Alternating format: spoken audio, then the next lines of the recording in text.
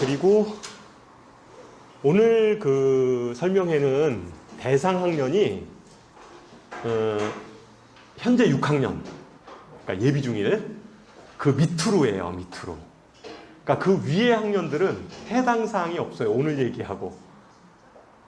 현재 중학교 1학년이나 현재 중학교 1학년, 2학년, 3학년 이런 학생들은 해당 사항이 없습니다.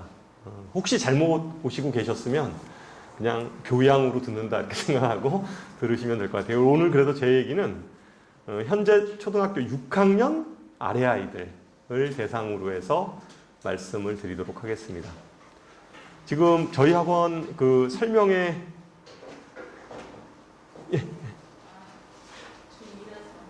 잘못 오셔서 예.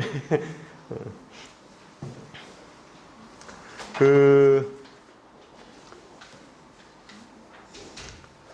설명회는 대략 한 1시간 정도? 이 정도 걸릴 것 같고요. 뭐 질의응답은 혹시 궁금한 게 있으면 제가 뒷타임에 좀 이렇게 뭐 시간 많아요. 그래서 남아서 질문 받도록 하겠습니다. 질문은 뭐 대략 앞에는 워낙 학원 설명회 계속 다니시는 분들이 다녀서 앞에는 그냥 스킵하는 걸로 하겠습니다. 그냥 거기 앞에 유인물 있는 걸로 대체하도록 하고요.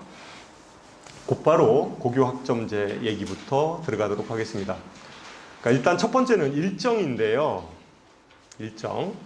지금 경기도만 하더라도 고교학점제를 22년도 그러니까 내년이죠. 내년부터 부분 도입을 하겠다라고 발표를 했어요. 그러니까 현재 고등학교 1학년들한테 고교학점제를 하겠다 이렇게 발표를 한 거죠.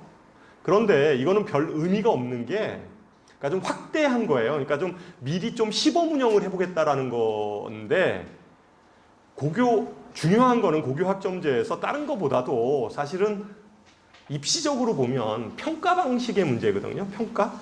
근데 평가가 달라진 게 없어요.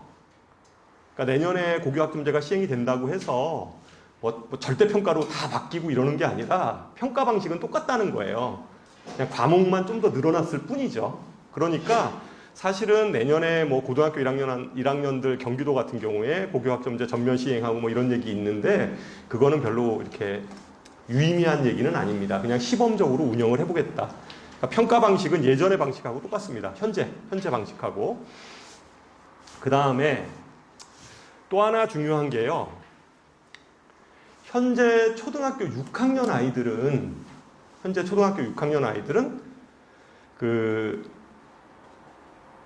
그러니까 교육 과정이라고 표현을 하는데 현재 지금 학생들 있죠. 지금 현재 고등학생들이 배우는 교육 과정을 뭔지 아세요? 교육 과정이 어떻게 부르는 줄 아세요? 현재 고등학생들이 배우는 교육 과정. 그거를 2015 개정교육과정이다 이렇게 얘기를 해요. 현재 배우는 교육과정이 2015 개정교육과정인데 지금 초등학교 6학년 아이들이 배우는 교육과정은요. 2015 개정교육과정이 아니에요. 2022 개정교육과정이에요. 교육과정 이름이 2022 개정교육과정. 그러니까 이 교과서가 바뀌어요. 지금 6학년부터. 그러니까 2022 개정교육과정으로 교과서가 바뀐다. 그래서 올 10월 달에, 올해 10월 달에, 여기 써 있죠. 2022 개정교육과정에 대해서 총론을 발표했어요. 벌써. 10월 달에. 그것도 뒤에서 제가 설명을 해드릴 거예요. 어떻게 바뀌는지.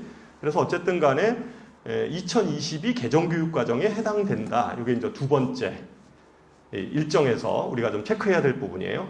그래서 요게 지금 교육 과정을 개정하면서 벌써 이제 교과서를 어떻게 개발할 것인가에 대해서 이제 논의가 들어가기 시작했어요. 2022 개정교육 과정으로. 그 다음에 또 하나 우리가 체크해야 될 것은 우리 지금 초등학교 6학년 아이들이 고등학교 들어갈 시점에 이건 뭐 얘기 많이 들어보셨을 거예요. 고등학교 들어갈 시점에 바뀌는 게 뭐냐면 특목고, 자사고 이런 거 다 폐지하겠다. 이게 이제 지금 현재 교육부의 방침이죠. 그죠? 그래서 요게 이제 교육부 방침이 여기 어디 있냐? 뭐 하여튼 여기 다 일반 고등학교들로 다 바뀌겠다 이런 거죠. 그래서 어쨌든 요 세 가지가 좀 중요한 일정에서 우리가 체크해야 될 중요한 대목입니다. 됐죠? 넘어가면 그러면 자, 첫 번째 아까 전면 미리 좀 시행한다 이건 별로 중요한 문제가 아니니까 그럼 2022 개정교육과정은 어떻게 바뀌는가에 대해서 어머님들이 좀 보실 필요가 있어요. 2022 개정. 오늘 이 설명의 내용은 우리가 오늘 이 설명회를 하는 이유는 뭐냐면요. 입시적으로 이렇게 교육과정이 바뀌고 있는데 어떠한 준비를 좀 아이들한테 시켜야 될 것인가에 대해서 생각을 해보는 거죠. 그리고 또 어머님들이 이제 어쨌든 이게 확정된 것은 크게 없어요. 크게 없는데 입시의 방향이 어떻게 가는지는 어머님들이 좀 이렇게 알고 있어야지. 그죠? 와이파이를 켜고 있어야지 변화가 되면 이렇게 변하는구나. 그래서 그것에 대해서 좀 이렇게 어머님들이 좀 대응을 하실 수 있으리라고 생각을 해서 오늘 자리를 마련한 거예요. 그래서 어쨌든 2022 개정교육과정에 대해서 제가 말씀을 드리는데 이거를 얘기하려면 2015 개정교육과정에 대해서 먼저 아셔야 돼요. 그죠? 2015 개정교육과정에 대해서 아셔야 되는데 오늘 대부분이 초등 좀 저학년이거나 이런 어머님들이 많이 오셨기 때문에 사실은 2015 개정교육과정에 대해서도 좀 생소한 표현일 거예요. 2015 개정교육과정 이 부분들도 좀 생소한 표현일 텐데 요거 잠깐 얘기할게요. 현재 이쪽에 써 있는 게 현행이에요. 현재 고등학생들이에요. 고등학생들이 고등학교 1학년 때 배우는 게 공통 과목이에요. 고등학교 1학년 때 공부하는 게 이게 고1 때 배우는 거예요. 이게 공통 과목이거든요. 고1 때. 그러면 고1 때 배우는 저 공통 과목은 평가 방식이 어떻게 해요? 뭐 다 아실 텐데. 고등학교 1학년 아이들 어떻게 평가하죠? 상대평가를 해요. 등급평가, 1등급, 2등급 해가지고 9등급까지 이렇게 평가를 하는 거예요. 그러니까 상대평가죠. 그죠? 고등학교 1학년 때 배우는 거. 그 다음에 고등학교 2학년, 3학년 때 뭘 공부를 하냐면요. 선택 과목을 공부해요. 거기 써있죠. 선택 과목. 2학년, 3학년 때 공부하는 게 선택 과목이에요. 선택 과목은 두 가지로 나눠져 있어요. 일반 선택 과목하고 진로 선택 과목으로 나눠져 있어요. 현재 얘기하는 거예요. 그러면 일반 선택 과목이 뭐고 진로 선택 과목이 뭐냐 그것에 대해서는 지금 여기서 쭉 제가 얘기를 해도 좀 못 알아들으실 텐데 예를 들어서 화학원 뭐예요? 어느 과목에 속합니까? 일반 선택 과목이에요.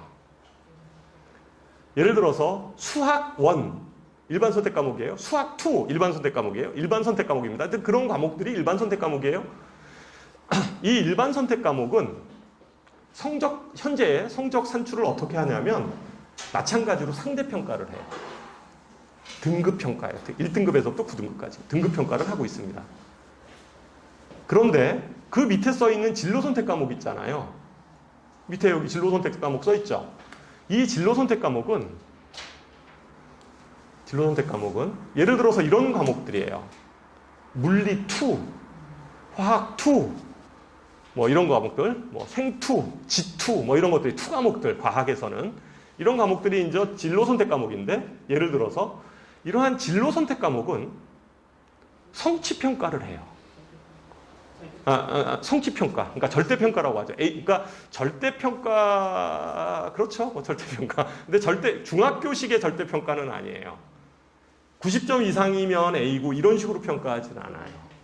그러니까 어쨌든 성취 평가라고 해요. A, B, C로 3단계로 평가를 해요. 현재 A, B, C 3단계로 평가한다. 그러면 A는 몇 %냐? 그게 정해진 건 없어요. 그러니까 교사 재량인데요. 학교에 기준은 있어요. 예를 들어서 A는 한 30% 맞게 해주자. 이런 이렇게 방침은 좀 있을 수 있는데 그래도 어쨌든 90점 이상이면 A 이렇게 하는 경우들도 있어요. 예를 들면 어떤 선생님이 물리 2 선생님이에요. 그럼 이제 학생들한테 얘기할 때 85점 이상은 A를 줄 거야. 몇 점 이상은 B를 줄 거야. 이렇게 이제 미리 선을 그어놔요. 그죠? 그래서 이제 시험을 보게 해서 그 점수는 몇 명이 되건 간에 다 A를 주는 거죠. 그런 식으로. 어쨌든 학교에서 이제 그러한 기준을 정해서 이렇게 해요. 그것도 물론 써 있어야 돼요. 그러니까 성적표에 몇 퍼센트를 A를 줬다, 몇 퍼센트는 B를 줬다 이렇게 써놔요. 뒤에 과목별로 다 써 있어요. 그러면 왜냐하면 너무 그렇지 않으면 그런 게 없으면 성적 퍼주기를 할 수 있잖아요. 문제 너무 쉽게 내가지고 뭐 90% 이상이 A를 받을 수도 있으니까 그러지는 좀 못하게 방지를 해놨어요. 현재 그래요. 현재 이렇게 그 얘기예요. 그럼 여기 전문교과원은 뭐냐? 전문교과원은 주로 뭐 과학고라든가 외고라든가 이런 데서 배우는 그러한 그 좀 전문, 좀 더 심화된 교과들을 전문교과원이라고 하고요. 저 전문교과원은요, 일반 고등학교에서는 개설이 안 되는 건 아닌데요, 많이 개설되어 있지는 않아요. 학교마다 한두 과목 정도 이렇게 개설이 돼 있기는 해요. 그럼 저건 평가를 뭐로 하냐? 저것도 A, B, C 3단계로 성취평가를 해요. 성취평가를. 저 전문교과원도. 그 다음에 그 밑에 전문교과 2라고 나와 있는 게 있는데요. 현재 교육과정 말씀드리는 겁니다. 전문교과 2는 그냥 실업학교들 있죠. 특성화 고등학교, 조리학교 뭐 이런 데 있잖아요. 하여튼 그런 데서 배우는 그 교과목들이에요. 그래서 저거는 일반 고등학교하고는 별로 상관이 없어요. 여기까지 정리됐죠? 그러면 이게 어떻게 바뀌냐면요. 이게 어떻게 바뀌냐면 고등학교 1학년 공통과목은 그대로 공통과목으로 돼요. 공통과목으로 가는데 여기 선택 과목이 3가지로 이렇게 나눠졌어요. 아까는 2가지였잖아요. 보통 고등학교에서 하는 게 2가지였는데 이게 3가지로 바뀌는 거예요.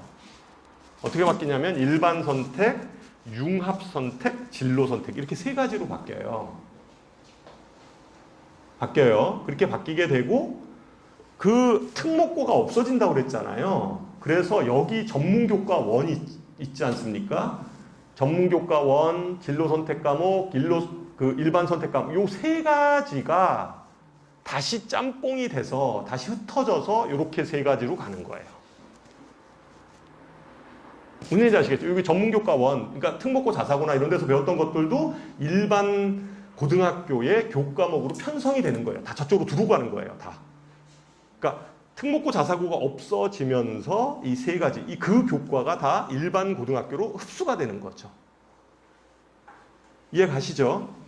그러면 성취 방법은 어떻게 하냐? 뭐로 평가하냐? 이거에 대해서 알아둬야 되죠. 이게 더 중요하지 않습니까?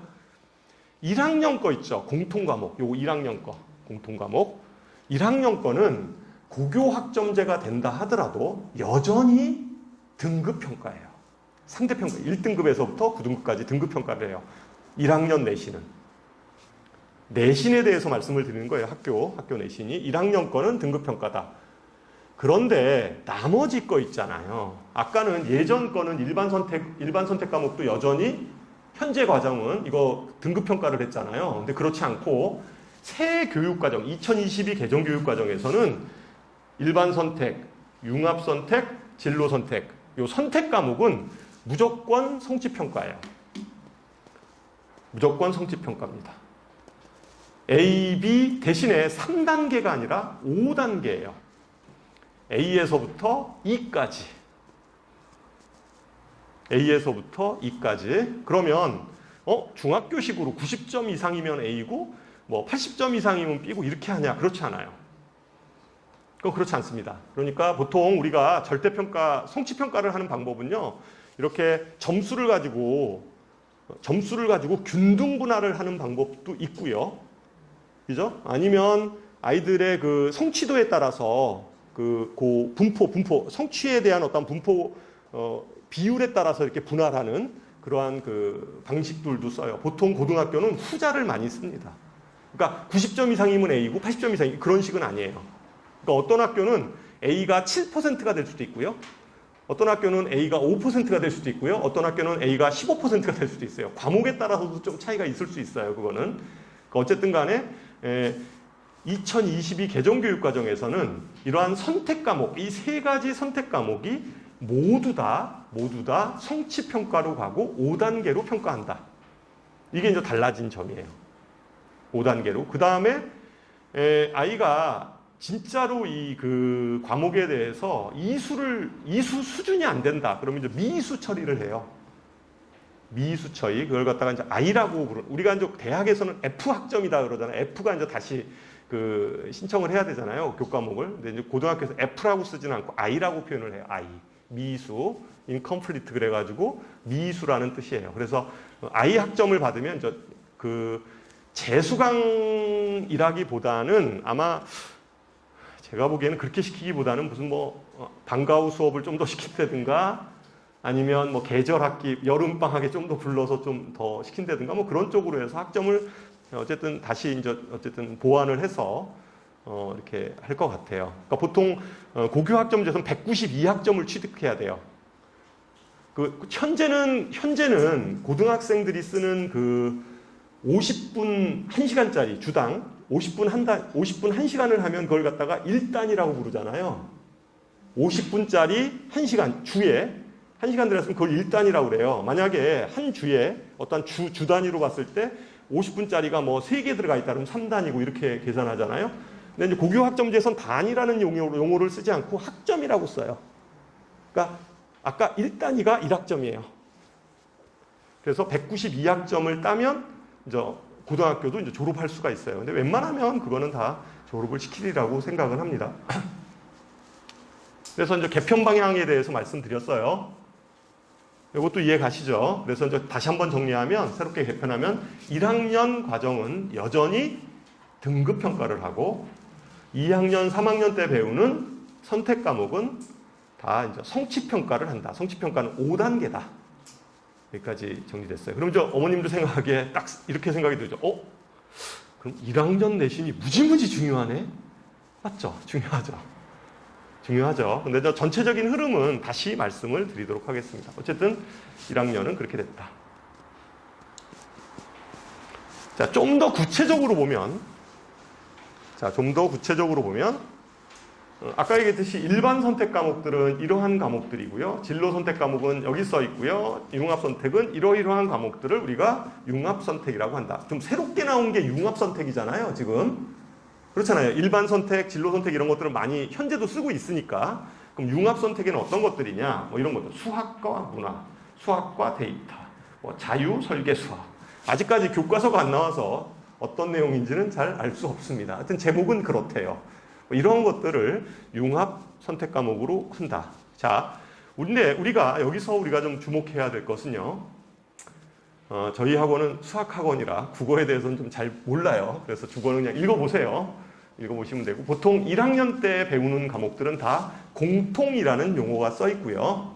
그죠? 1학년 때 배우는 교과목, 주요 과목, 국영수에 대해서 공통이라는 용어가 써 있고 1이라고 써 있는 건 1학기에 배우는 거고요. 2라고 써 있으면 2학기 때 공부하는 겁니다. 뭐 간단해요. 1 써 있으면 만약에 공통국어 1 그러면 1학기, 공통국어 2 그러면 2학기 때 공부하는 내용입니다. 자, 수학에 대해서 좀 살펴보도록 할게요. 수학을 보면 1학년 때는 공통수학 1, 2 이렇게 돼 있고요. 여기 안 보던 게 생겼어요. 함수. 못 들어보셨죠? 물론 수학 교과에 함수라는 건 있죠. 함수 단원이 있는데 무슨 책 제목이 함수래. 저거 뭐야 저게? 뭐 이런 생각이 들 수 있잖아요. 그죠? 좀 생판 처음 보는 교과목이에요. 나머지 뭐 인공지능 뭐 이런 것들은 진로 선택이니까 뭐 그럴 수 있죠. 이런 것들은 뭐 수학과 경제, 고급 미적분 뭐 이런 것도 들어가 있는데 보통 현재 고등학생들 있죠. 현재 고등학생들. 아마 어머님들 지금 초등학교 어머님들은 고등학교 선행에 대해서는 좀 이렇게 잘 모르실 수도 있는데 또 뭐 아시는 어머님들도 계실 수 있죠. 현재 고등학생들이 주로 배우는 수학 과목이 뭐예요? 뭐예요? 맨 처음에 1학년 때 배우는 게 뭐예요? 네? 수학상, 수학하. 수학상이 1학기 때 배우는 거고 수학하가 2학기 때 배우는 거. 1학년 때 배우는 게 2학년 때 뭐 배워요? 2학년 때 수원. 2학년 때 공부하는 게 수원, 수투. 그 다음에 확률 통계나 기하를 공부해요. 2학년 때. 둘 중에 하나를 배워요. 학교마다 좀 달라요. 그거는. 그리고 3학년 때 공부하는 게 미적분하고 그 다음에 뭐 기하나 그 확률 통계 안 배운 거 중에 하나를 공부해요. 물론 문과 애들은 기하나 미적분은 공부하지 않아요. 문과 애들은 수원, 수투, 확통 주로 요 세 가지만 공부를 하죠. 이과 애들은 수원, 수투, 그 다음에 확통, 기하, 미적분 이 5가지를 공부해요. 이잖아요. 근데 여기 보면 미적분 1, 확률 통계, 기하도 있고 확률 통계도 있는데 미적분 1, 미적분 2 이렇게 구별이 됐고 여기에 함수가 들어갔어요. 그죠? 이제 이거 바뀌었는데 이게 뭐냐면 이름만 바뀐 거예요. 요게 수원입니다. 함수가 수원이에요. 함수가 요게 현재 아이들 공부하는 수원입니다. 현재 수원에 들어가 있는 내용이 뭐냐면요. 지수로그 함수, 현재 수원에 지수로그 함수, 삼각함수, 그 다음에 수열 이렇게 들어가 있어요. 수열도 함수죠. 정의역이 자연수인 집합에서의 그 대응관계를 표현한 거니까 함수 개념입니다. 그래서 어쨌든 그 수원이라는 개념을 수원을 함수라고 명칭을 바꾼 거예요. 뒤에도 보면 이제 나와 있어요. 뭐 그렇게 돼 있고 그 다음에 여기 미적분 원 있죠. 미적분 원이 요새로 지금 바뀐 거 하나도 없어요. 요새로 얘기하면 지금 현재 고등학생들이 배우는 건 수투예요. 수투라는 용어가 미적분 원으로 바뀐 겁니다. 바뀌는 건 이렇게 바뀐 거예요. 그리고 현재 고등학교 3학년 되면 미적분 공부하거든요. 미적분 이과 애들이 공부하는 거예요. 그러니까 좀 더 초월함수 미적분을 공부하는데요. 이과 아이들은 그 초월함수 파트에 대한 미적분이라는 개념이 여기 미적분 2예요. 그러니까 현재 미적분이라는 게 미적분 2로 바뀌었어요. 이거 이해 가시죠? 정리하면 다음과 같습니다. 적어놨죠? 수원이 함수로 변경됐다. 미적분이 미적분 2로 갔다. 수2가 미적분 1이다. 내용 달라진 거 하나도 없어요. 1도 없습니다. 이름만 바뀐 거예요. 그러니까 헷갈릴 필요 없어요. 그러니까 이름만 바뀐 거다. 근데 단 고등학교 1학년 내용이 바뀌었어요. 고등학교 1학년 내용이 이거 중요한 거예요. 어머님. 왜냐하면 지금 초등학교 학생들이면 좀 있으면 막 수학을 시키다 보면 선행학습 하실 거 아니에요. 그죠? 그렇잖아요. 근데 교과서는 안 나와 있어요. 아마 그때도 안 나와 있을 수 있어요. 막 빨리 선행하는 아이들은. 그러면 도대체 바뀐 교과로 공부를 시켜야 될 거 아니에요. 그렇잖아요. 바뀐 교과로 시켜야 되는데 교과서는 안 나와 있어. 그러니까 정석은 안 나와 있어요. 그러니까 옛날 교과로 시키면 이게 다른 거잖아요. 그건 아셔야 되잖아요. 그래서 고등학교 1학년 께 달라졌어요. 어떻게 달라졌냐면 수학상, 여기 수학상이 이제 공통수학 1으로 변경됐는데요. 수학상이 공통수학 1으로 변경됐는데 여기 3단원 보세요. 빨간색으로 돼 있는 거. 지금 여기 화면으로 보면 빨간색으로 돼 있죠. 행렬이라는 게 저기 들어갔어요. 이게 새롭게 들어간 거예요. 행렬이. 그러니까 이산수학 파트입니다. 이산수학. 왜 행렬을 집어넣냐면요. 그 전부터 계속 신문에 저거는 이렇게 떠들었어요, 좀. 이게 지금 4차, 요새 이제 어쨌든 디지털 혁명이잖아요. 이러한 시대에 이제 많이 사용하는 이산수학 부분에서의 행렬식들 있잖아요. 이런 것들이 이제 대학에 가서 공부를 해야 되는데 고등학교 때 아이들이 행렬을 공부하지 않고 오는 거예요. 아마 어머님 세대에서 때 행렬 배웠을 것 같아요. 아닌가요? 배웠다가 없어졌어요. 이게 중간에 한번. 그렇잖아요. 행렬이라는 걸 공부했었을 텐데 저도 예전에 제가 가르친 기억이 있어요. 근데 어쨌든 그게 있었는데 없어져 버렸어요. 행렬이 빠져버린 거죠. 빠져버렸는데 요번에 다시 들어가요. 저게 행렬이. 그러면 여기 3단원에 원래 고등학교 1학년 수학상 3단원에 있었던 게 뭐예요? 도형의 방정식이었어요. 원의 방정식, 점과 좌표 이쪽이었거든요. 그러니까 얘가 여기 3단원 있었던 게 1로 갔어요. 수학하로. 여기에 있었던 3단원이 이쪽으로, 행렬이 이쪽으로 들어감에 따라서 여기 3단원에 있었던 놈이 이쪽으로 이동을 한 거예요. 수학하로. 도형의 방정식이 수학하로 이동을 하고. 됐죠? 그러면 수학하에 있던 3단원은 그럼 뭐였냐? 그게 경우의 수였거든요. 여기에 있었던 3단원이 여기에 있었던 3단원, 그러니까 수학하에 현재 있었던 그 3단원이 경우의 수였는데 그 경우의 수가 경우의 수가 이쪽으로 옮겼어요. 여기로. 원래 확률 통계 자리로 다시 돌아왔습니다. 정리되죠? 그러니까 지금 크게 변한 거는 다른 거는 변한 게 없고 그냥 명칭만 변한 건데 수학 상이 3단원이 바뀐 거예요. 행렬이 들어갔어요. 그러면서 이제 계속 이렇게 옆으로 이동을 한 겁니다. 이것도 정리되시죠? 그래서 그렇게 이제 아이들 혹시 고등학교 되면 상을 하실 때 행렬을 하셔야 돼요. 아니면 이제 책은 안 나와 있으면 그러니까 그 부분만 따로 빼서 이렇게 시키면 되죠. 예전에 이거 시켰던 단원이에요. 그 애들 고등학생들 다 배웠던 거니까 그 찾아가지고 그 옛날 그 정석책이나 이런 것들 뭐 이렇게 찾아서 공부를 시키면 될 것 같아요. 자, 그래서 자, 2022 개정교육과정이 어떻게 변하는가에 대해서 제가 지금까지 설명을 했고요. 그러면 수강 신청은 어떤 형태가 될까에 대해서 간단하게 제가 말씀을 드릴게요. 이거는 아직까지 확정된 건 아니고 그냥 제가 이렇게 쭉 봤을 때 이런 형태로 신청하지 않을까. 고교 학점제가 되면 현재 어머님들 아시겠지만 고등학교에 들어가면요. 특히 2학년이 되면 고등학교 2학년이 되면 1학년은 다 똑같아요. 1학년 때는 고등학교 1학년 때는 배우는 게 딱 정해져 있기 때문에 똑같습니다. 똑같은데 2학년이 되면 그때부터 이제 정해진 시간표를 가지고 공부하는 게 아니라 자기가 그러니까 선택한 시간표대로 이제 수업을 받게 돼요. 근데 현재는 그 선택하는 폭이 좀 제한적이에요. 제한적이에요. 왜냐하면 이런 거예요. 그러니까 고등학교 1학년 때 미리 수강 신청을 이렇게 하게 해요. 수강 신청을 해가지고 그 비슷한 그룹 아이들끼리 이렇게 같은 반에 이렇게 묶어서 수업을 이렇게 하게 되는데 그거보다는 좀 더 복잡해지겠죠. 복잡해질 텐데, 그러니까 복잡하다는 게 이제 아이가 신청할 수 있는 과목 수나 이런 것들이 좀 더 다양해질 수 있는 거죠. 아이들이 그럴 수 있을 텐데, 어쨌거나 현재 지금 보통 학생들이 이렇게 신청을 해요. 어떻게 되냐면 이거 3개 중에서 하나 선택하게 하고, 이거 2개 중에서 하나 선택하게 하고, 이런 식으로 이거 중에서 3개를 선택하게 하고 이런 식으로 선택하게 해요. 그러니까 학생이 다 다른 거죠. 이렇게 선택하는 게. 그러면 저 선택의 기준은 뭐예요? 본인의 진로.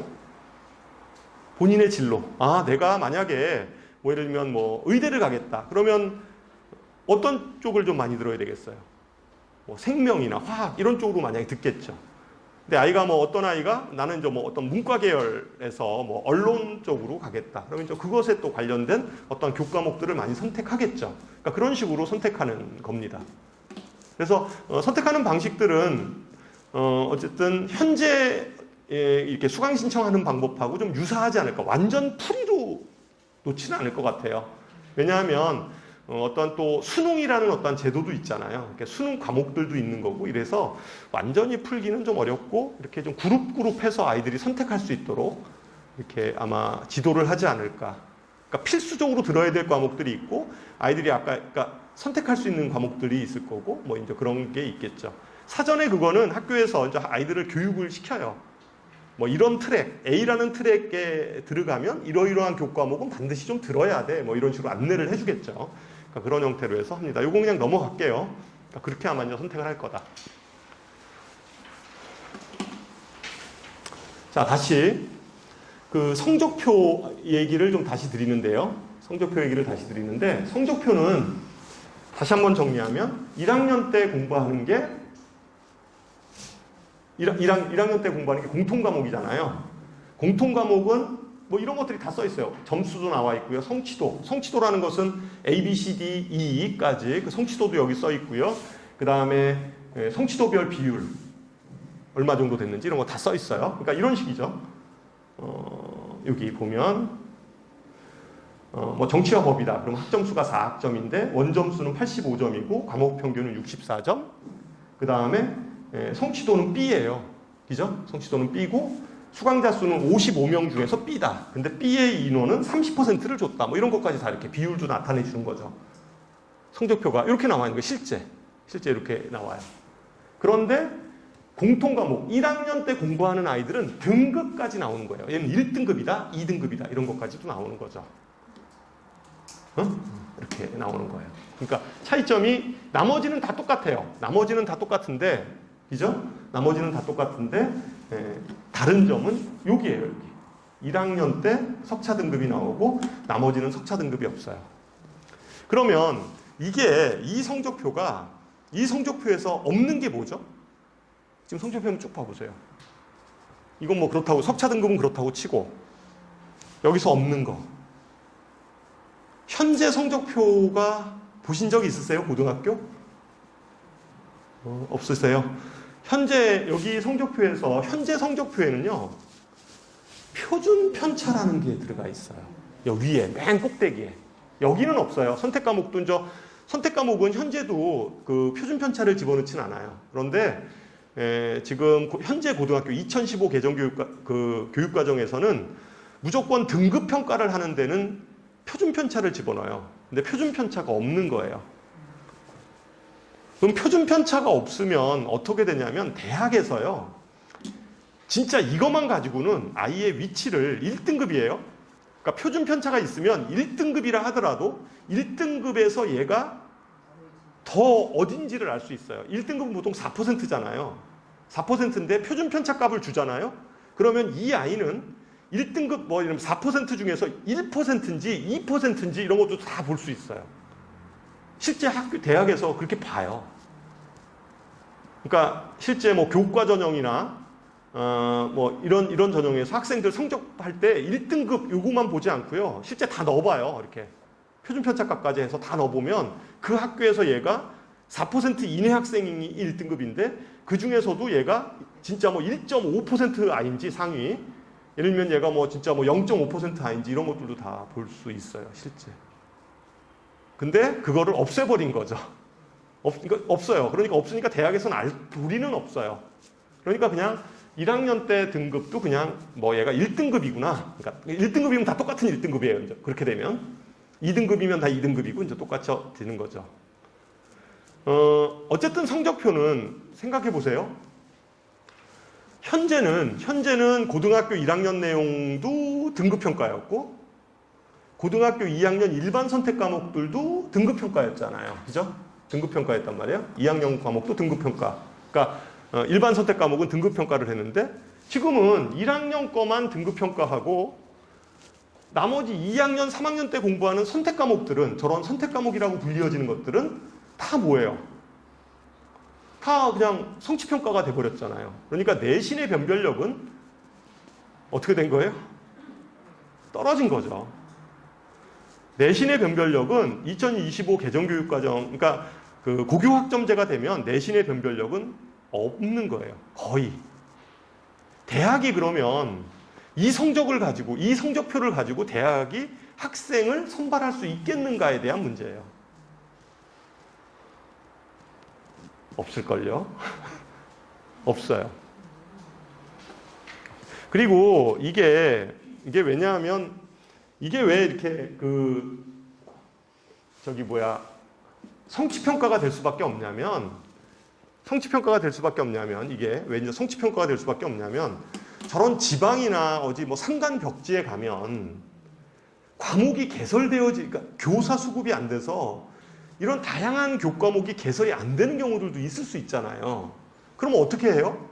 어떤 거점 학교나 아니면 대학교나 이런 데를 갖다가 이용해서 여러 학교 학생들이 거기 가서 수강을 할 거라는 거죠. 뭐 온라인으로 듣건 어쨌든 토요일 날 뭐 가서 하든 뭐 방과후 때 가서 하든 어쨌든 그렇게 수강을 할 거라는 거죠. 그러면 같은 학교 학생들이 아니에요, 아이들이. 그죠?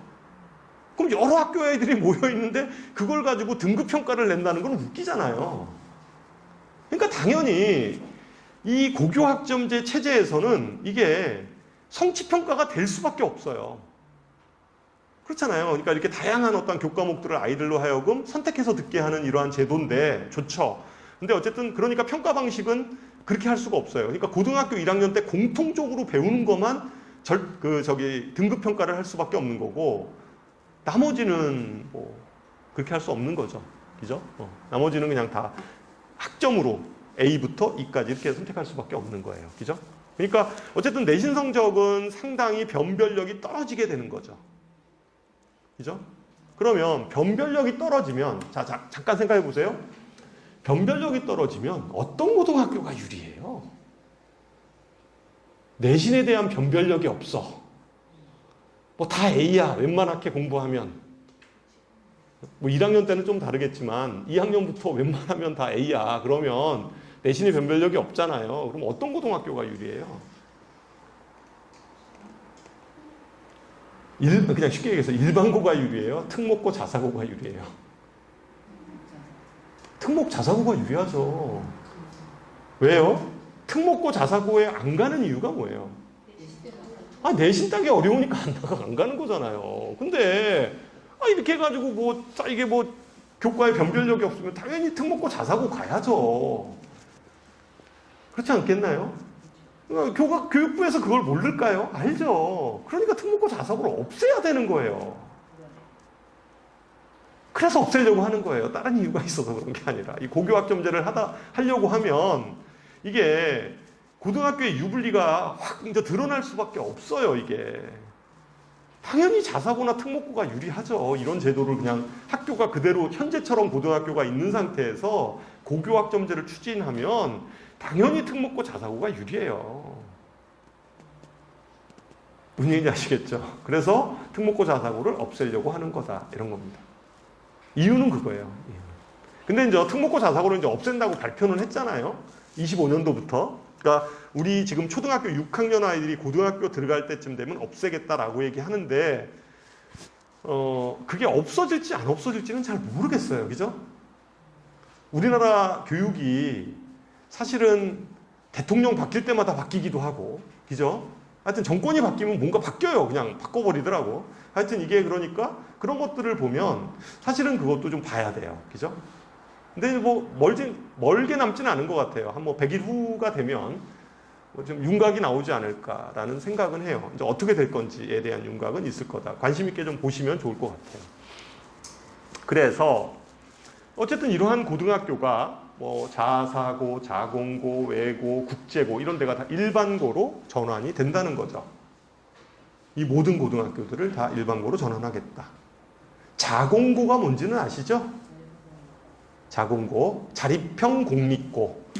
수도권에는 없어요. 수도권에는 없고 자립형 공립고는 좀 지방에 가면 좀 이렇게 교육 기반 시설이 좀 약한 데 있잖아요. 좀 약간 농어촌 쪽에 가면 그러니까 그쪽에서도 분명히 인재들이 있을 거 아니에요. 그러니까 이제 그런 아이들을 좀 따로 또 이렇게 특별하게 육성하기 위해서 그 지자체나 아니면 이러한 그 지방 쪽에서 아이들 공립학교인데 기숙형 공립학교들이죠. 그리고 어떤 프로그램들도 좀 자율적으로 운영할 수 있도록 만든 고등학교가 이제 자공고이래요. 자공고. 이제 이런 학교들이 다 일반고로 전환을 하는 거죠. 여기서 살아남은 거는 이제 과학고하고, 그죠? 우리가 이제 쉽게 그냥 얘기하면 마이스터고 이런 것들도 있는데 많이 관심이 없으니까 그런 쪽은 주로 과학고나 영재고는 그대로 살아남았죠. 그대로 살아남았고 나머지 이 학교들 외고, 국제고, 자사고 이런 데는 다 이쪽으로 옮기겠다. 이게 이제 현재의 방침입니다. 물론 이제 반발을 하죠. 자사고 쪽에서 이제 반발을 해요. 그래서 소송도 하고 이제 지금 그런 상태죠. 소송도 하고 이제 그런 상태인데 어쨌든 간에 방향은 이렇게 가고 있습니다. 자, 그다음에 이제 또 하나 중요한 거는요.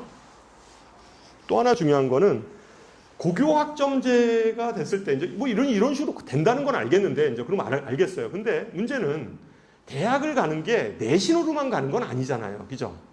그럼 또 하나의 그 부분이 있잖아요. 그게 뭐예요? 수능이죠, 수능. 국가에서 오는 수능. 그러니까 수능이 어떻게 될 거냐. 이게 이제 또 굉장히 중요한 부분이에요. 그리고 당연히 수능에 대해서 2024년도, 그러니까 2025년도부터 얘네들이 고교학점제잖아요. 초등학교 6학년 아이들이 2025부터 시작하니까 2024년도 때 겨울까지 수능에 대한 개편 방향을 발표하게 돼 있어요. 2024년도까지. 이게 수능이 또 바뀌어요.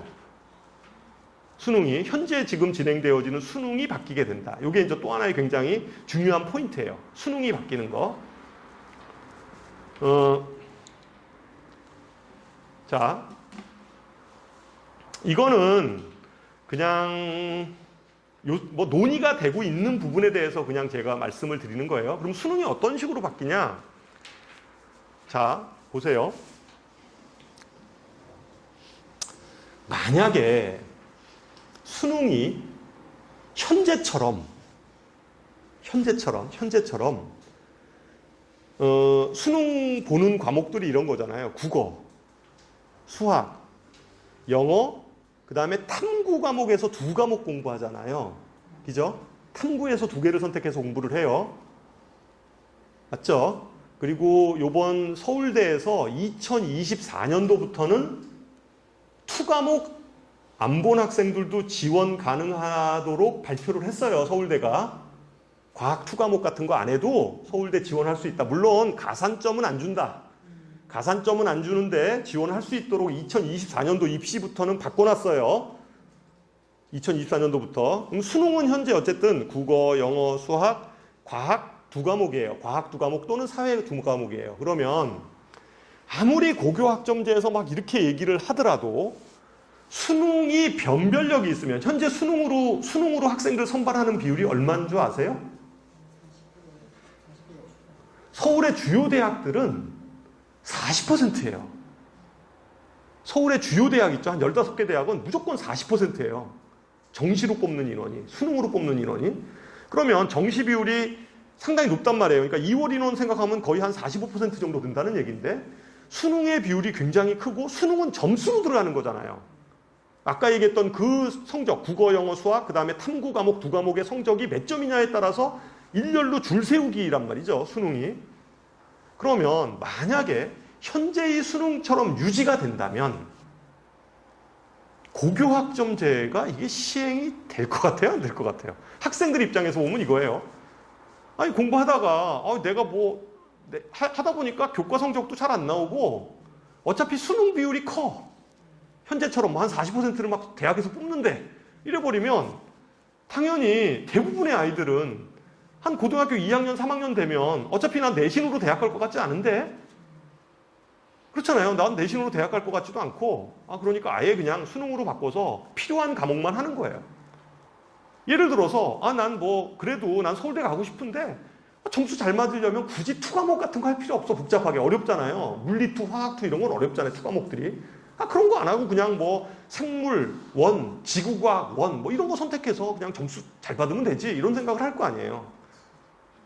그죠? 그럼 학교에서 아무리 무슨 이상한 아까 학교에서 아무리 무슨 어디에요? 아까 이런 교과목들 있잖아요. 이런 교과목 수학과 데이터, 수학과 인강지능 이런 거 아무리 고급 미적분 이런 거 깔아놓는다고 해서 고급 미적분이 수능에 나오냐고요? 안 나오잖아요. 이런 거 열심히 할 이유가 없죠. 대학이 그래버리면. 그러니까 어떻게 생각하는 거냐면 아예 이렇게 하는 거예요. 이건 예전부터 논의가 됐던 건데 그냥 고등학교 1학년 과정만 가지고 수능 보자. 1학년 과정만 보고 그럼 고등학교 1학년 가지고 그냥 수능을 보면 진짜 그리고 저걸 자격고사로 하자. 그냥 아예. 그러니까 영어처럼 90점 넘으면 1등급, 80점 넘으면 2등급 이런 식으로 지금처럼 점수로 쪼개지 말고 아예 그냥 고등학교 1학년 정도 거 가지고 그냥 자격고사 그런 거잖아요. 그러니까 어떤 대학은 어떤 대학은 예를 들어서 이런 거죠. 여기 등급에서 이 과목이 있을 거 아니에요. 그럼 1등급 몇 개? 그럼 1등급의 기준도 90점 이상이면 지금 영어가 그렇잖아요. 90점 이상이면 1등급이고 80점 이상이면 그러니까 그냥 점수로 이렇게 점수를 몇 점이다 이렇게 자르지 말고 작업 기준으로 우리 학교는 오려면 이 4개 영역 그러니까 국어, 영어, 수학, 과학 이런 식의 4개 영역 중에서 한 3개 정도는 예를 들면 합해서 몇 등급 돼야 돼. 합해서 5등급이 돼야 돼. 3개 합해서 6등급이 돼야 돼. 그러면 지원할 수 있어. 이런 식으로 자격고사로 하자라는 거예요. 이게 왜냐하면 지금처럼 점수로 하면 이게 고교학점제가 제 기능을 발휘할 수가 없다. 이건 틀림없이. 그래서 점수화하자. 이런 주장이 있어요. 이런 게 이제 이란이에요. 이런 것들이죠. 아예 교과목을 이렇게 그냥 하자. 이런 데도 있고요.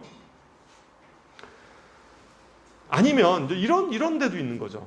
아, 그러면 이제 이런 한쪽 편에서는 이런 또 주장이 있어요. 아, 그러면 틀림없이 대학에서는 그렇게 해버리면 대학에서는 내신으로도 아이들을 못 뽑고, 내신도 비슷하니까 내신의 변별력이 확 떨어지니까 수능도 변별력이 없잖아요. 수능도 변별력이 없으니까 그럼 대학에서는 틀림없이 아마 대학별 고사를 부활할 거다. 그럴 거 아니에요. 그걸로 애들을 선발할 수가 없으니까. 특히 상위권 대학은 절대 그걸로 선발이 안 돼요. 그러니까 그렇게 되면 아이들을 다시 이제 대학에서 대학별 고사를 볼 거다.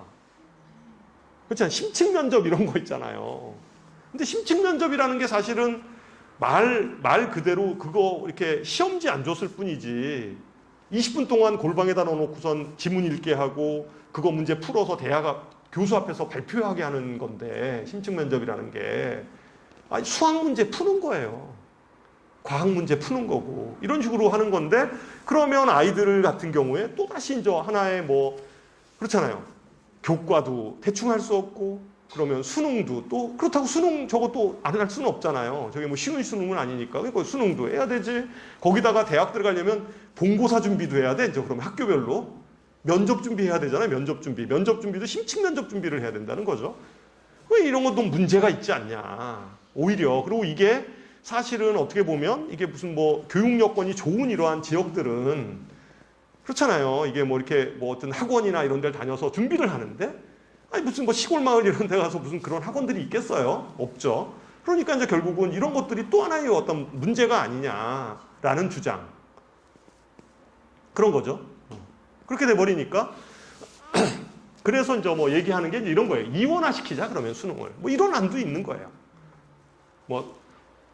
수능1은 공통 과목만 공부하고, 수능 2는 그러니까 미국에서 SAT1, SAT2 이런 식으로 나누듯이 그 수능을 이원화 시켜서 예를 들면 지방의 좀 듣보잡인 대학들은 그냥 수능 1 자격고사만 요구하는 거예요. 그렇잖아요. 지금도 웬만하면 다 붙으니까 그런 데는. 그러니까 이제 그렇게 하고 좀 약간 좀 주요 대학들은 이런 것들을 요구하겠죠. 자기 전공 분야에서 이제 선택 과목을 뭐를 따오라고 이제 얘기를 하겠죠. 자격고사로. 그럼에도 불구하고 아마 본고사는, 그러니까 대학별 고사는 좀 불가피하지 않냐, 이렇게 되면. 그죠? 흐름 자체가. 이렇게 되면 불가피한 거죠. 전체적인 흐름 자체는. 근데 이게 결정나는 게 2024년도예요. 2024년도에 이게 발표가 나는 거니까 이제 논의가 있을 거예요. 계속 이제 이거 가지고도. 요번에 수능 바뀔 때도 올해 처음 수능 바뀌었잖아요. 문이과 공통으로. 그때도 얼마나 말이 많았어요. 그래서 결국은 현재처럼 돼버렸잖아요. 현재처럼 돼버렸듯이 이것도 마찬가지로 이제 대통령 선거 끝나고 나면 그 다음부터 이제 입시정책 나오면서 이제 뭔가 좀 또 논의가 되겠죠. 그래서 이제 수능 개편 방향에 대해서 논의를 하고 있는 거고, 현재의 논의는 고교 학점제가 정착이 되려면 사실은 절대평가로 가는 게 맞아요. 그러니까 자격고사로 가는 게 맞습니다. 그렇잖아요. 이게 만약에 수능이 또 다른 기능을 갖게 돼버리면 아이들은 그냥 현재처럼 공부를 할 거예요. 그러니까 그냥 아예 정시파 아니면 내신파, 그러니까 이런 거죠. 수능으로 준비해서 대학 가려고 하는 파, 내신으로만 또 대학을 가려고 내신 준비해서 가려고 하는 파, 이런 등등이 막 이제 나눠지게 될 거예요. 그래서 그럴 텐데 참 답이 없는 얘기죠. 이것도 답이 없는 얘기인데 계속 반복되는 답이 없는 얘기인데, 어쨌든 고교 학점제 하에서 이런 논의가 필수적으로 이루어져 있어요. 크게는 두 가지예요. 두 가지가 지금 대체적인 하여튼 입장이 두 가지. 하나는 그냥 자격고사로 하자, 절대평가로 가자, 아니면 그래도 좀 숨통을 틔워야 된다, 이런 얘기를 주는 거죠. 그러니까 왜냐하면 이게 수능이라는 제도가 또 이런 것도 있어요. 아이들이 고등학교 때 애가 이제 철이 없어서 팽팽히 놀다가 군대 갔다 오니까 이제 뭔가 좀 세상을 알게 됐어요. 공부를 해야 되겠어. 근데 고등학교 때 왕창 놀아버리면 애가 이제 기회가 없는 거예요. 그렇잖아요. 그러니까 이게 이런 정도 되면 내신 성적도 보고 수능 성적도 보고 더더욱 이제 대학별 본고사도 대학별 고사를 봐서 이제 아이가 대학을 가는 건데, 그렇잖아요. 근데 이제 고등학교 때 왕창 놀아가지고 군대 갔다 오니까 걔는 어떻게 이제 이게 패자부활전에 참가할 수 있는 게 없는 거죠. 이렇게 돼버리면. 그렇잖아요. 이제 뭐 그런 또 사회적인 측면들도 또 있어요. 그래서 좀 굉장히 좀 복잡한 문제예요. 사실 복잡한 문제인데 어쨌든 수능 체제는 그러한 논의들이 아마 곧 됩니다. 24년도까지는 이게 확정이 돼야 돼요. 어쨌든 간에 그런 일정을 갖고 있고 그래서 정리를 해보면 이렇게 되는 거죠. 지금 현재 아까 얘기했듯이 이러한 고교학점제는 어떤 그런 거예요. 특목고 자사고 이런 데가 굉장히 유리할 수밖에 없는 교육 제도입니다. 제도인데 이제 특목고 자사고를 없애겠다는 거잖아요. 이게 없애겠다고 하니까 그 다음에 이제 부각되는 게 어디예요? 이런 데예요. 그렇잖아요. 그러니까 이제 이게 그렇잖아요. 내신에 대한 부분은 이제 별로 중요하지 않잖아요. 근데 특목고 자사고는 없앤대. 거기 가고 싶었는데 없앤대. 그러니까 그 다음에 떠오르는 게 이제 이런 교육 특구들이죠. 그러니까 교육 특구들이 이제 집값이 오르는 거예요. 이제 그런 것들에 대한 뭐 기사들이 이제 나오는 거죠.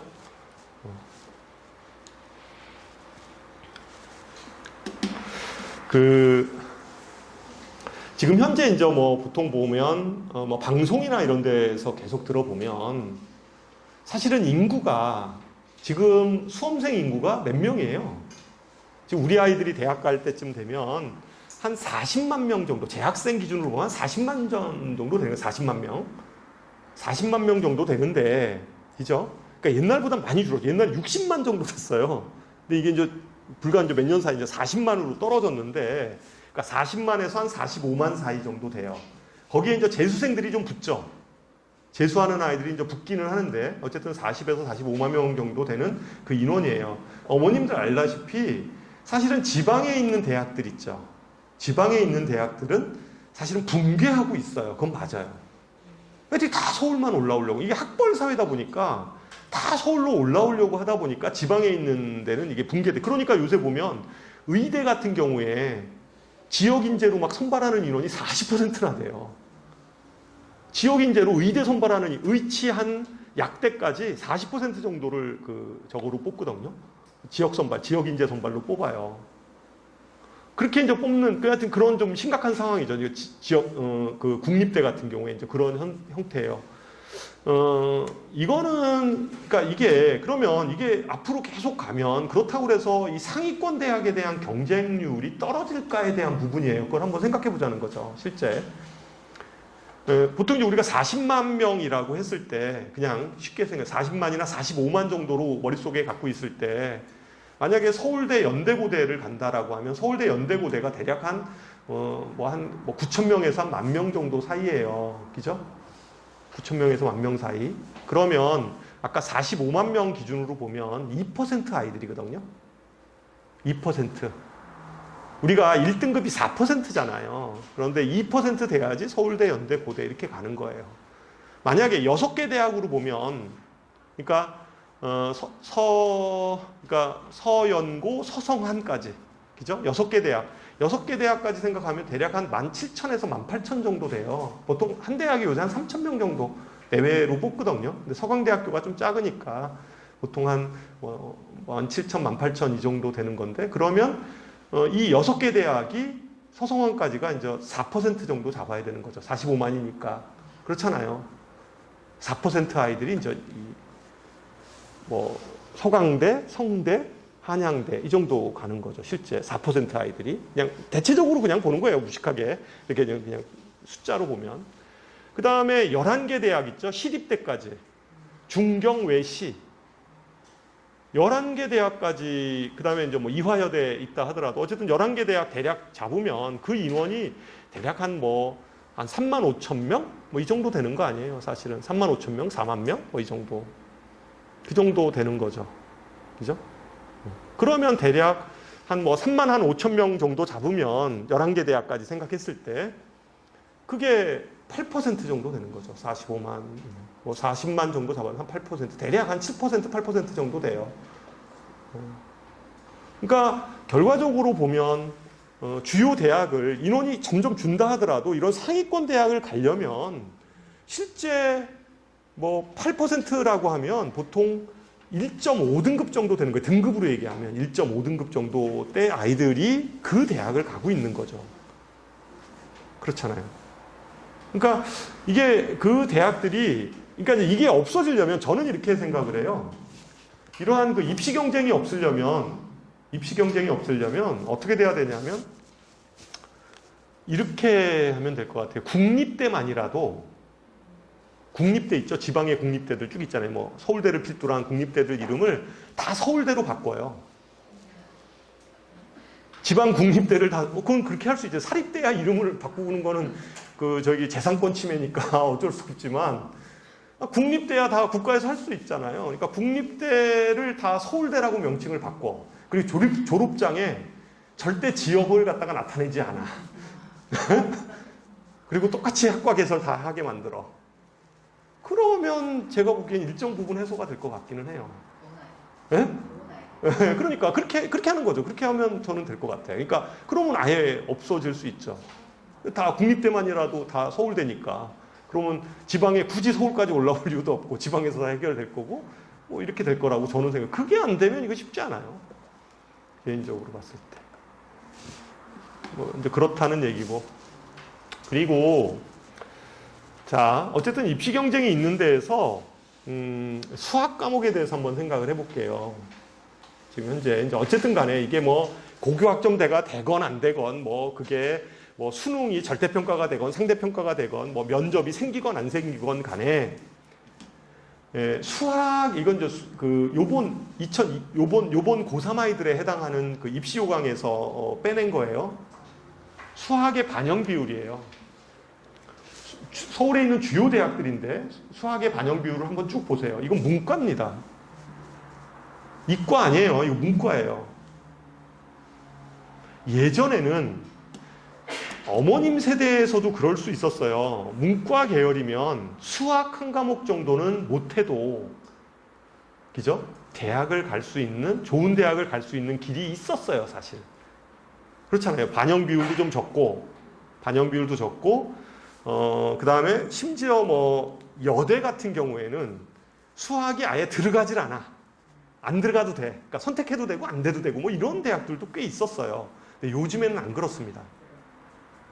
요즘에는 안 그래요. 거의 대부분이 많은 데는 40%, 문과도 40%, 최소 뭐 다 30% 이상은 되죠.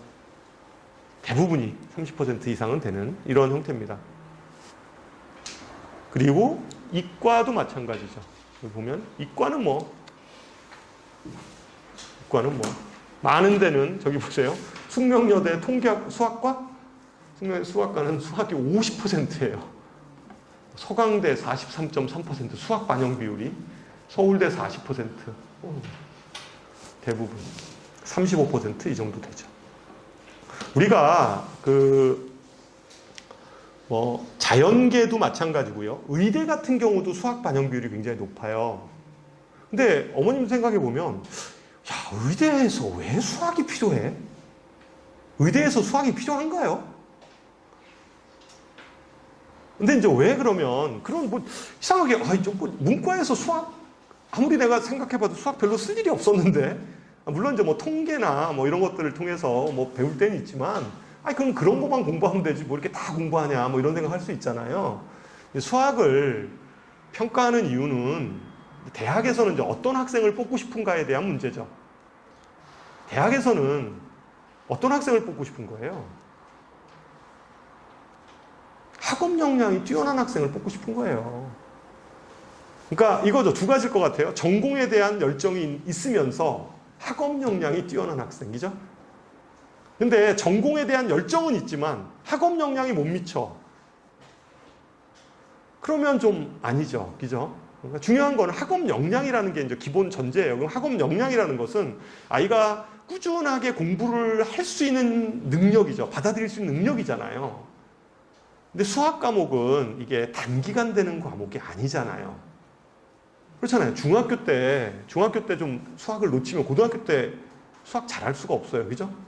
초등학교 때 수학 놓친 아이가 중학교 수학을 잘할 수 있다? 쉽지 않을걸요. 그거 다 메꿔야지 올라올 수 있는 거잖아요. 그러니까 수학이라는 과목 자체는 워낙 이게 굉장히 연관되어지면서 이게 단기간에 할 수 있는 공부가 아니에요. 그러니까 수학을 평가해 보면 이 학생이 얼마만큼 공부를 꾸준하게 해왔는지에 대해서 알 수 있는 거죠. 그렇잖아요. 그러니까 수학을 평가하는 거예요. 학업 역량을 보니까 수학만큼 그런 게 없고, 그 다음에 변별력이 있잖아요, 이거는. 아이들에 따라서 아이들의 이제 그 문제 해결 능력에 대한 어떤 변별력을 평가하는데도 굉장히 좋은 소재죠.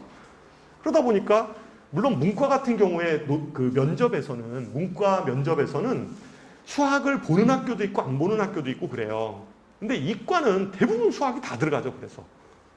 그죠? 워낙 쓰이기도 하고, 이게 어차피 이제 공학 쪽으로는 뭐 수학 모르면 안 되니까 쓰긴 하는 건데, 어쨌든 이제 그런 이유예요. 그래서, 우리가 어쨌든 수학이라는 과목은 앞으로 어쨌든 뭐 계속, 여태까지 계속 그래 왔잖아요. 그러니까 여전히 좀 신경 써서 아이들에 대해서 좀 이렇게 지도를 좀 해야 된다. 그리고 이게 단기간에 되는 과목이 아니다라는 거 하고요. 마지막으로 혹시, 여기 지금 뭐 어머님들, 저희 학원 다니는 어머님들은 다 아실 텐데, 보통 저희 학원에 제가 뭐 딴 거보다도요, 요거 좀 보세요. 나머지는 읽어보시면 되고요. 혹시 이 과학 있잖아요, 과학도 어머님들이 이제 제가 이제 수학 얘기만 하니까 수학이 중요하구나 이렇게 생각했는데, 이제 과학에 대해서 제가 좀 말씀을 좀 드릴게요. 과학도 의외로 고등학교에 올라가서 아이들이 굉장히 헤매는 과목이에요. 점수가 잘 안 나와요. 내신도 그렇고 특히 수능. 물론 이제 지금 현재 아이들이 수능이 어떻게 바뀔지 모르겠으나 어쨌든 수능 점수들도 굉장히 안 나오는 과목 중에 하나가 과학입니다. 과학이어서 이 과학은 그러면 중학교, 예를 들면 중학교 한 1학년 아이다, 아니면 중학교 올라가는 아이 정도 된다라고 하면 저희 학원 같은 경우는 이렇게 중등과학 완성반이 있어요. 그러니까 중학교 과정에 대한 물리하고 화학을 다 1학년, 2학년, 3학년 거를 다 모은 거예요. 그냥 한꺼번에. 처음부터 가르치는 거예요. 그래서 이게 한 5개월 정도에 이렇게 끝나요. 그럼 아이들이 이 과정이 끝나면 그 다음에 이제 물원, 화원 이렇게 나가거든요, 아이들. 그러니까 이런 프로그램이 있으니까 뭐 수학은 당연히 시키실 거고요. 그다음에 뭐 영어도 시키실 거고 뭐 이렇게 할 텐데, 어쨌든 과학 부분들도 한 뭐 초등학교 6학년 정도 되면 저런 중등과학 프로그램 부분들을 이용해서 나머지 생물하고 지구과학은 좀 외우면 되니까 뭐 우리가 그 정도로 이렇게 준비하면 좀 좋을 듯 싶습니다. 자, 그래서 제 얘기는 이걸로 마치도록 하겠습니다. 혹시 질문 있으세요?